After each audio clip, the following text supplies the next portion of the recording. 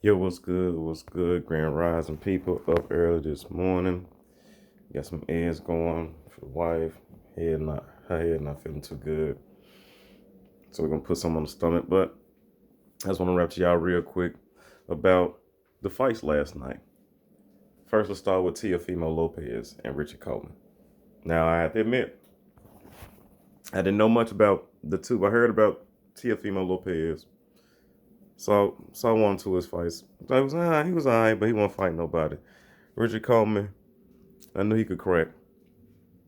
But yo, first round, I saw Richard Coleman land that right hand, caught Teofimo Lopez's attention. Now Coleman was winning the first round with his jab and right hand. But there was a point in the first round where Teofimo Lopez caught him with a hook. I don't know if it was. I don't think it was a check left hook. I thought he sat down a little bit on a punch.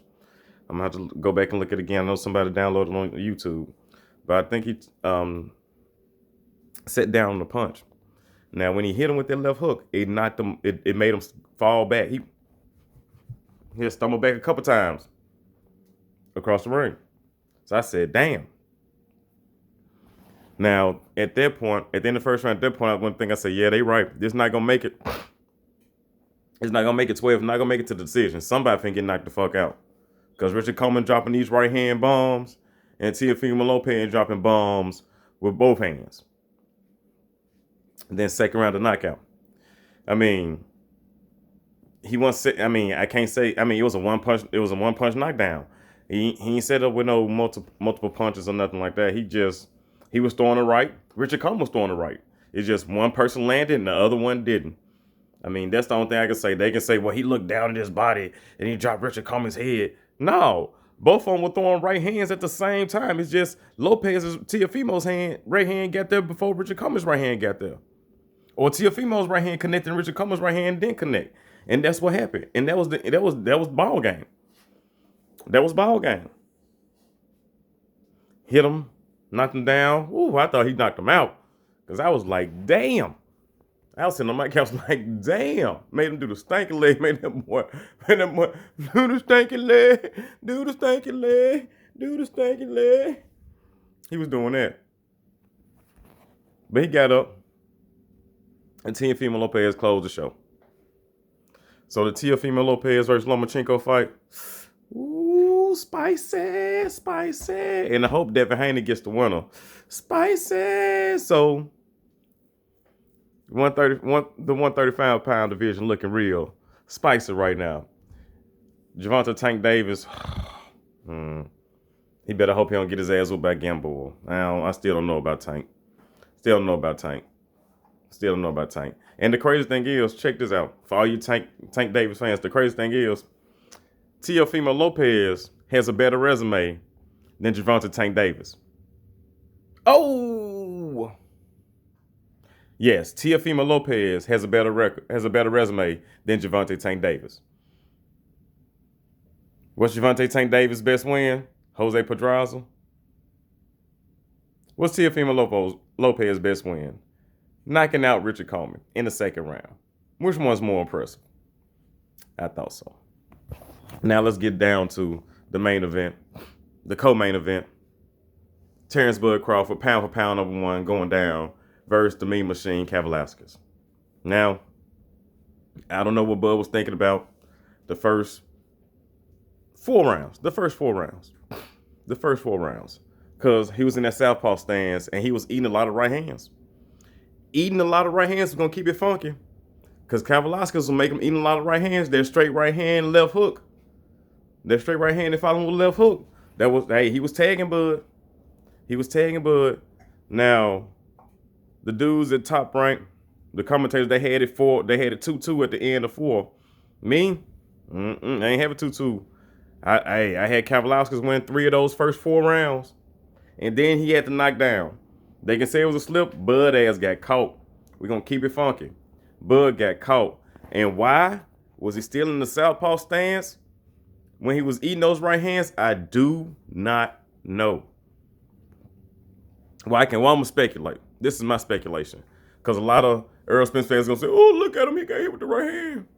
I mean, Bud and fought better fighters and neutralized him.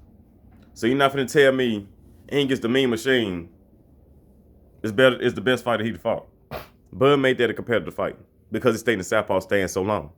Because you notice when he went in the orthodox stance, it was over. OVER. But we're gonna keep it 1,000. We're gonna keep it a buck, like I said. Mean Machine caught his ass with that right hand, dropped him. He stuck him, made him do. Bud was like, oh, he was do the stanky leg, do the stanky leg. Them legs was like linguine. Them legs was like noodles for a minute. And then Bud tried to hold on. And then while he was holding, he fell. So, I mean, they called a slip. I called a knockdown. So, like I said, I had Kavaliauskas winning the first 3 out of 4 rounds. But even with that being said, all you Spence fans, all you Bud haters, all you PBC lovers, even with that being said, I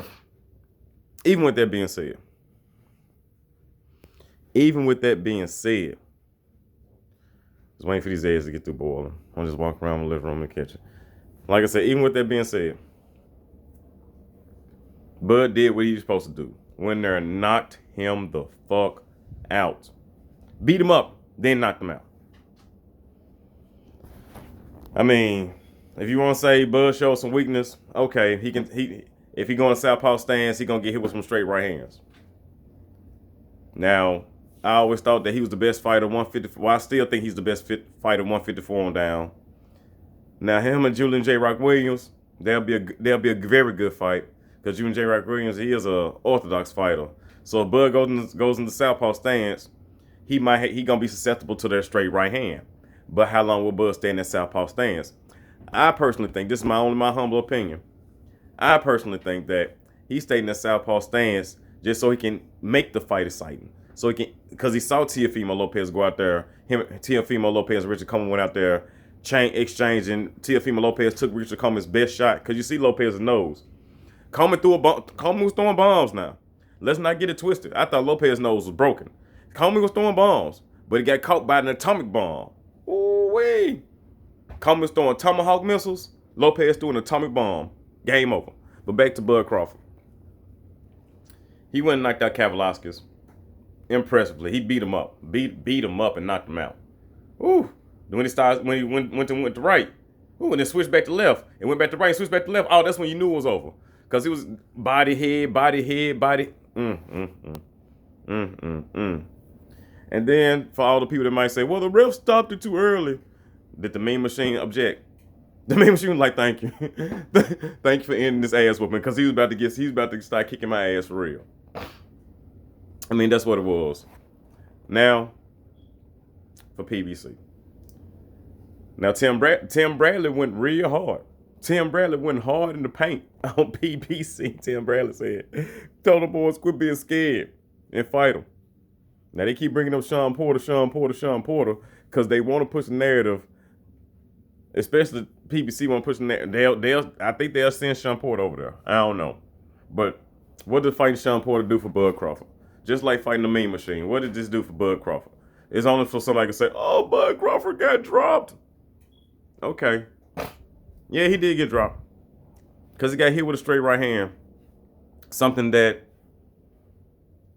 he shouldn't have got hit with. But he got hit with that straight right hand because he stayed in the southpaw stance. And he stayed in the stance too long. But that's Bud being Bud. But then he shows you why he has the heart of a champion. Because after he got dropped, what happened? Total domination. He ain't even switch. He ain't switch until he started dominating that dude. He didn't switch to right hand until he started hurting the Mean Machine at left. He said, oh, you want to throw this right hand and this left hook? I'm going to stay like this. I'm going to stay like this so we can go and keep it funky. And that's what Bud Crawford did. That's what he did. He did what he was supposed to do. Even with that being said, Danny Garcia can't beat him. Sean Porter can't beat him. Earl Spence can't beat him. I didn't see nothing in that fight that showed me that any of them dudes can beat him. Because you know what Bud gonna do against those guys? He's not gonna stand southpaw and let them throw the straight right hand down the pipe. But who got a straight right hand? Spence ain't got no good straight right hand. Porter, is he? Yeah, Porter got a straight right hand, but it's more, he throw more looping shots. Danny Garcia got the no look check, got the no look left hook. So I'm pretty sure Bud will be straight. And Pacquiao's a southpaw as well. The only danger he might have is if he goes up to 154. Julian J. Rock Williams is an orthodox fighter with a good right hand. But like I said, Bud wouldn't be in southpaw stance like that long, unless he's trying to prove a point. And hey, sometimes we get our ass with trying to prove points. Sometimes we lose trying to prove points. But hey, he's his own man. So he gonna do him. Best fighter in the world, #1 pound for pound, going down. I'm finna go ahead and check on the wifey. I'll get with y'all later.